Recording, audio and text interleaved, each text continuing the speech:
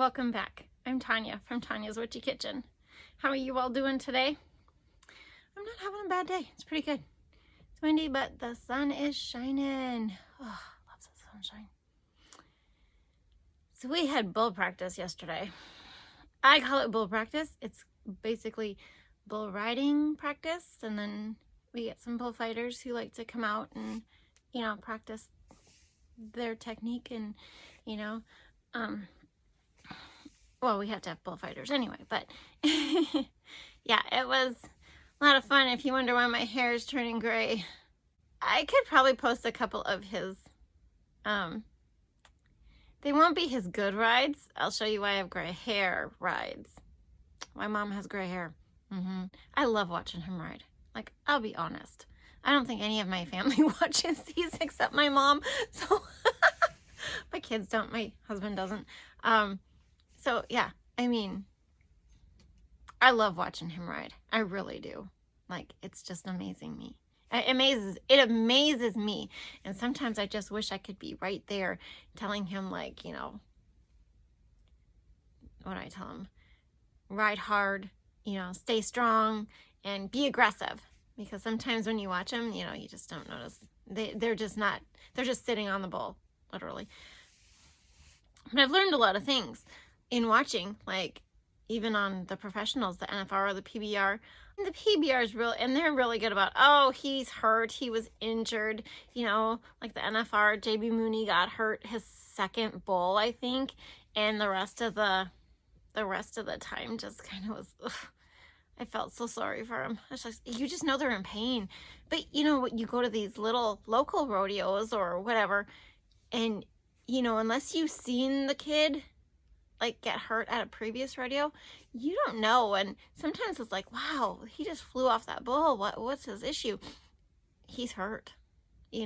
Sometimes they're just hurting, and it sucks. But I got to drive the bulls home last night because he had a meeting, so that's always fun for me. Yeah, I don't mind it. I've actually driven them to further places before. It's not so bad. You just pretend, like my husband says, you just pretend you have wide hips when you're driving the pickup, and then you'll be okay. Take wider turns. And yeah, I don't back it up though. Dalton made me back it up once, and it took me half an hour. His instructions weren't the greatest either. Crank it this way, crank it this way. And so I don't back that sucker up for anything. I just drove right into the pen and spun around and let my other son unload. That's the extent. That's the extent of me and doing, the bulls. But I don't even know why I'm talking about rodeo. This was a soap video. Oh my gosh. Do you see how I get just off on a tangent? Okay, yeah.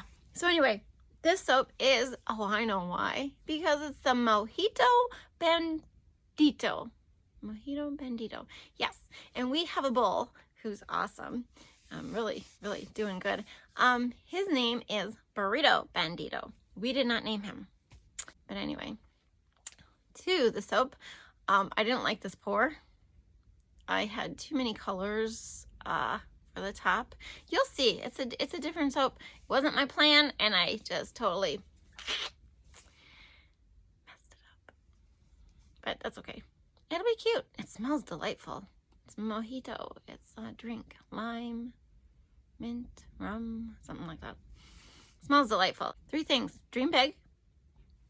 Be true to you. And you are worth it. Let's go check out the video. Bye.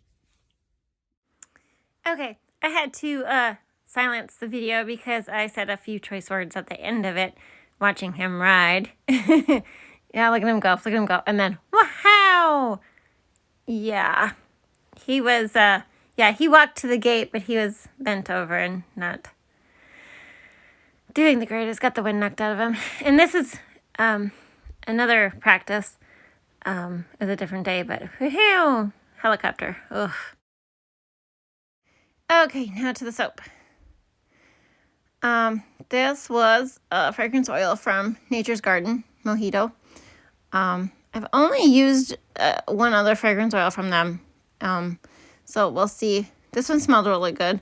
I love that color. That's the color of my wedding dress. I think that's why I like that color, or close to it. And that was Love of Sunshine.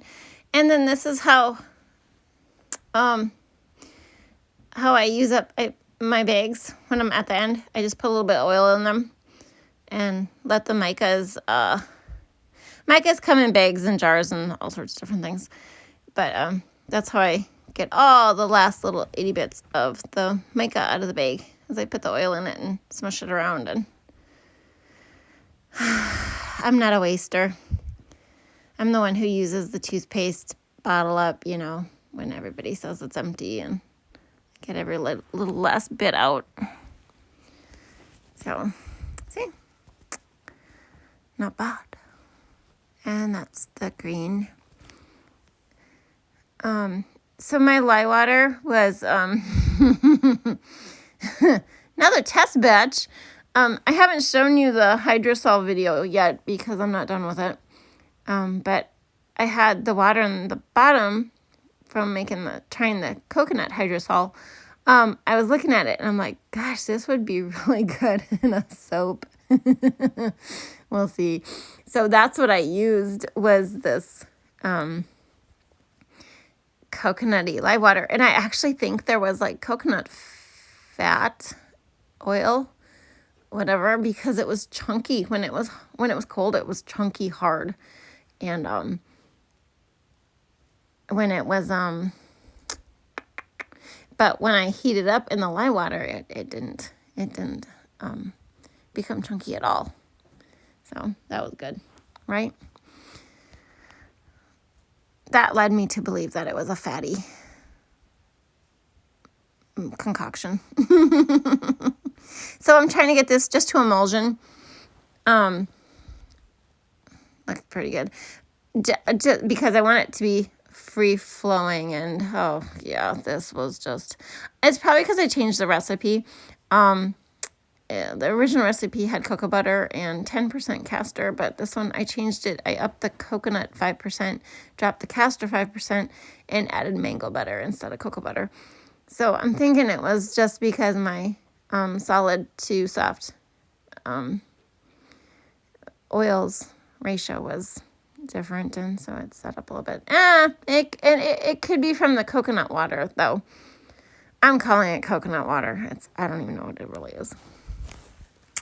But anyway, that was my kale and clay and some water. And then I'm going to add my fragrance oil. I didn't need to use the whole ounce because it's a smaller batch. So I have a little bit left. So I think I'm going to make bath bombs out of it because it is I really like the scent blend on this one. They said they improved it, so we'll see. I don't know what the old one was, so it doesn't, I can't really tell you. I just like this one. So here's where I screwed up. I should have stuck with what I was going to do, 1 ounce of each color. Okay. And then I second guessed myself. I should have stuck with one, and I went like 2 ounces in that one and 1.5 in the other two. And it was just too much color. It was too much color to do the design on the top, because then I had, too much. Or I could have put it into like a little gem mold or something, but, sometimes the brain just isn't thinking the way you want it to. And, what are my options? And I was trying to just work fast, so it'd stay fluid. And it did stay fluid for quite a while. I mean, I dinked with this for so long that was half the problem, but what do you do, right? And then I added titanium dioxide. It wasn't supposed to discolor a whole lot, but there is no vanillin in here, but I just wanted it to be white. I wanted a bright, stark white. Why? I don't know, because my thought process and the pattern didn't go as planned, and it's one of those soaps, but it'd still be a pretty soap. So this is my 6x6. I don't know what you call it, 6x6 flat mold. Yeah, and it makes 6 bars. So it's one of those things you have to, multiply, your length times the width times the height you want it to be, and you multiply it or divide it by 1.805 for ounces, or some people just multiply it by 40% for inches, or 70%, or 0.7, 0.4, or 0.7. It's all a thing to figure out how much you want, how much soap you need in the mold to get to your height. Yeah, it started out as a good plan. Yeah, I had too much color, and I mean, I should have stopped when I wanted to and just poured the rest of the batter into like a little other little mold thing. But yeah, here we go. I had to speed this up. It's so slow. It's just so slow. I could probably cut this all off. We'll just fast forward to the end product. Oh my gosh. Yeah, so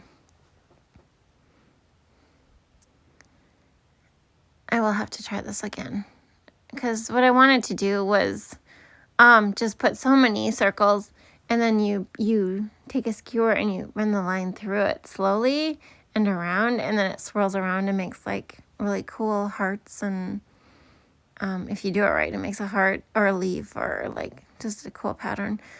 But yeah, I was starting to get like frustrated, and like, because I knew I had too much soap, and oh man, it was just like, what am I doing? What am I doing? This one's a fun one to do. I'll have to show you that. You pour the colors straight down the middle, or like right into the middle, and you keep alternating the colors. And then you do the, kind of like you do with the chevron, but you bring them all to the middle, and then you take them out to the ends. And it makes the coolest looking bar, because it's all the way through the bar. But this would have been really super cute if I could have stopped like right around here. Oh, but alas, I didn't. And yeah, you're gonna be shocked to all hell when you see the end bar. Yeah. So yeah, rodeo's a thing in our lives. Like, I never would have thought it, but it is, and it's a totally different way of life. But I'm really glad he did it.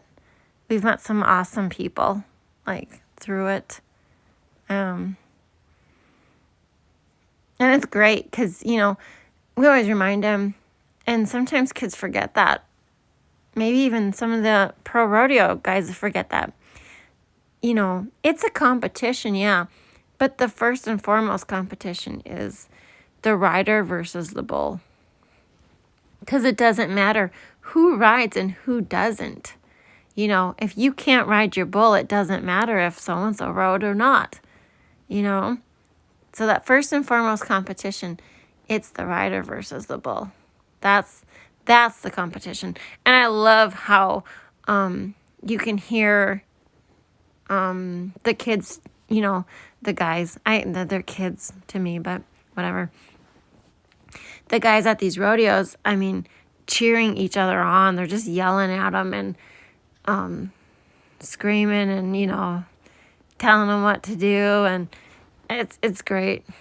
It's great. You won't find that at a frickin' football game, where the competition's encouraging the other team, But it's not really a team sport. It's all about you and your ability, and,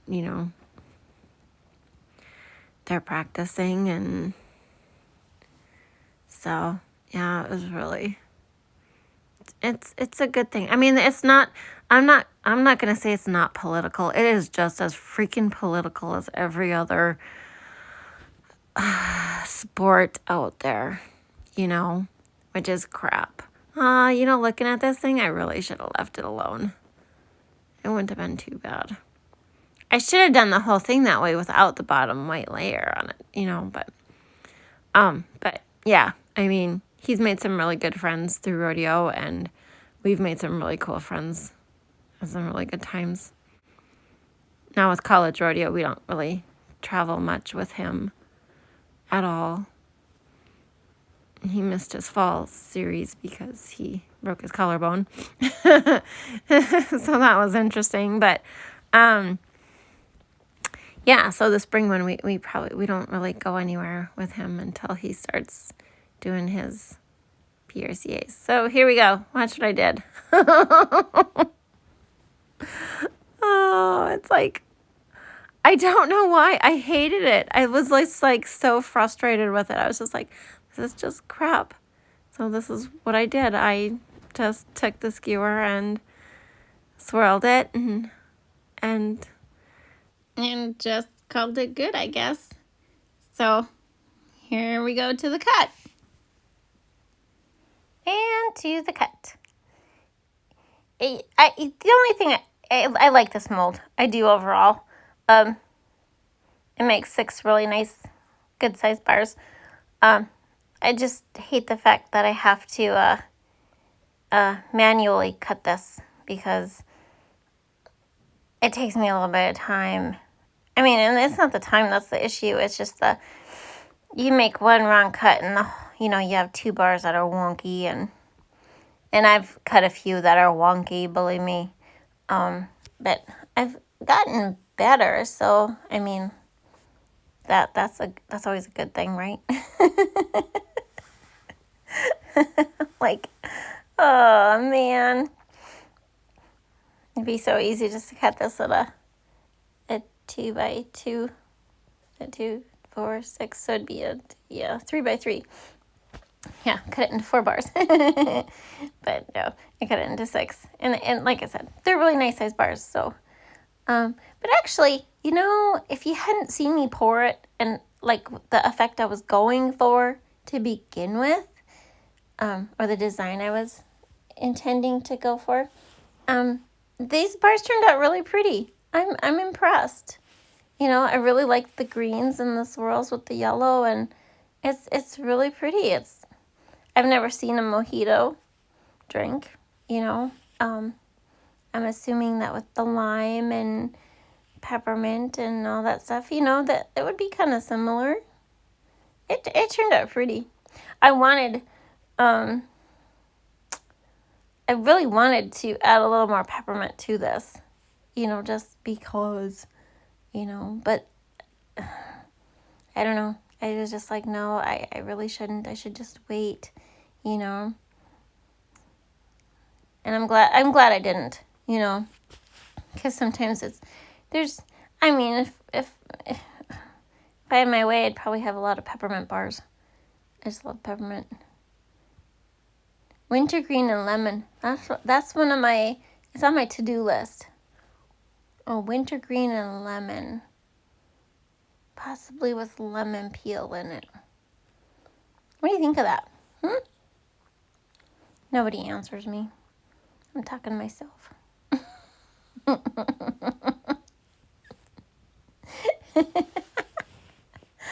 Oh man, but they turned out cute. I like them. I really like them.